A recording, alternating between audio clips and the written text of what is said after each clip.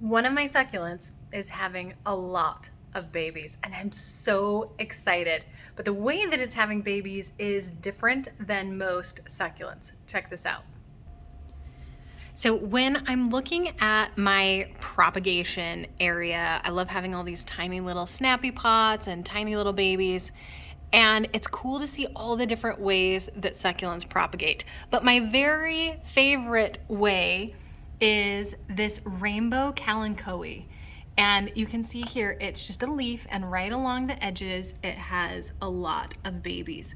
Now, something particularly interesting that you might be noticing right here is this leaf is actually rotting right here. So Kalanchoes are really great at staying alive, like at all costs, or at least reproducing so that they're never completely dead. But you can see this one is really, really rotting here, and the babies are going to continue to grow. I'm going to have to keep an eye on it and kind of pull them off the leaf or make sure that they don't rot, but they should stay alive despite that mother leaf dying. Now I have a few of these around my garden, my little indoor garden, and these just make me so happy. They're a little pink and bright and just growing along all the little notches in the leaves. But you'll notice there's a different number of babies on each one as well. So this one has one, but you can see just the very early signs of a couple more coming along here. But this leaf has been here, and those babies have had equal opportunity to grow, and yet one of them is big and the other ones are just starting. So with these, I have them on top of coconut coir because I find that that works best for propagating, at least from leaf babies.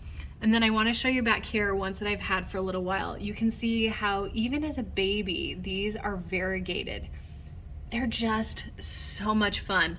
So this is something that is really making me happy right now, and I love seeing in my garden. Now, in case you don't know what this plant looked like full grown, this is it. So this one I've had for quite some time. There's actually two separate plants. I actually just took cuttings of these, and these are now planted in soil. The originals are right here, just these two bare stems, and then these two bare stems also.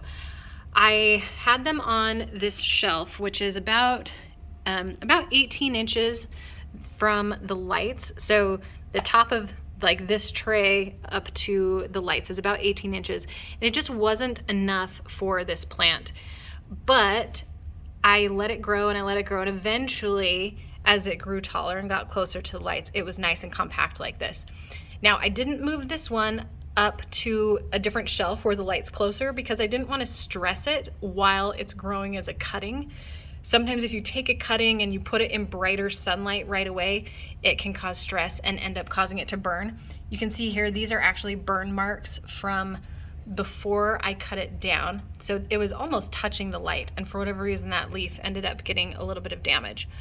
So I'm excited to see how these continue to grow, and also the little babies, and then the stems.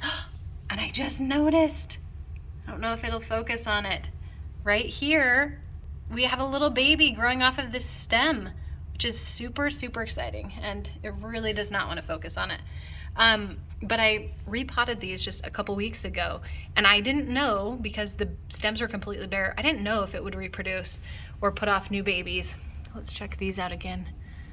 I'm not seeing anything on these yet, and frankly, they might not. Kalanchoes, like I said, are pretty prolific and they like to survive at all costs, but that doesn't necessarily mean that every single one will. So you'll for sure see some updates of these over the next few months as they continue to grow.